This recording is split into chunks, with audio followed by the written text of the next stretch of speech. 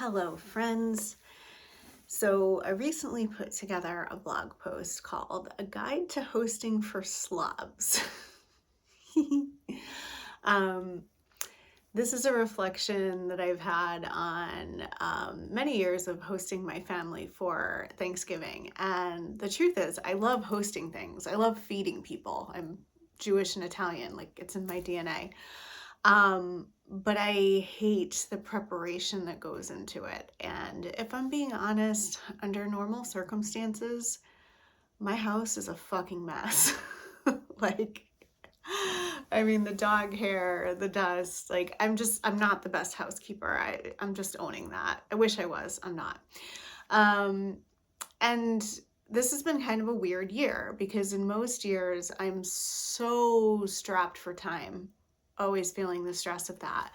But I've been able to splurge and, for example, hire someone to help me clean. I have an amazing housekeeper that I've worked with, but right now she's a bit out of my price range because I lost my job earlier this year. So, like, all right, I don't have the financial resources I normally have, but I have lots of time. So, how am I going to do things differently this year?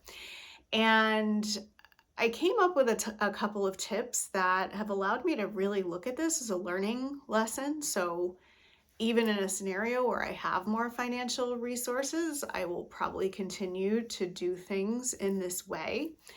There's more tips in the blog post, but I do want to highlight some of the things that I've learned this year. Um, One is to let go of precise things. So normally, like, I have a menu and I get all the ingredients, it's very precise. Um, and this year I decided to just go with, I mean, obviously you have kind of your staples for Thanksgiving, right? But I decided to kind of go with whatever I could find at the farmer's market, at least as far as for kind of perishable things. And I love that because it was like I was cooking with local produce and ingredients, and that always just makes me feel good. The other thing that I do every year as I prepare for Thanksgiving is I clean out my fridge, like really clean it. Throw out the things that have expired, throw out the things that look like science experiments, you know what I'm talking about, and like give it a good wipe down. So that's that's a very helpful Thanksgiving ritual that if I didn't have this hosting, I'm going to call it an obligation, but it's really not. I do it because I choose to do it. I probably wouldn't clean out my fridge. Um, Now, as far as actually cleaning my house, even though I have time on my hands this year, that just seemed incredibly daunting. And I will never clean like Eve, who's cleaned my house in the past. So I broke this up into really small stages. So I spent an entire day deep cleaning my kitchen, which it felt so good to have it clean. And then I focused on dusting. Oh, so much dust, so much dust. Then I focused on vacuuming, which I hate, but it is a good workout. I did like what my Fitbit said after a day of like intensely vacuuming my house. And then like the day before, or 2 days before, I did the bathrooms really good. So by breaking it up into these small tasks, it didn't seem nearly as daunting, and I ended up with a clean house, which I rarely ever have. Um, I also find, especially for like a holiday like this where you're preparing a lot of food, do as much as you can the day before. And in the blog post, there's actually a couple of my food prep videos. So excited to share some of my favorite foodie things with whoever may care to receive those videos. Now, keep in mind, I don't bake because baking is precise.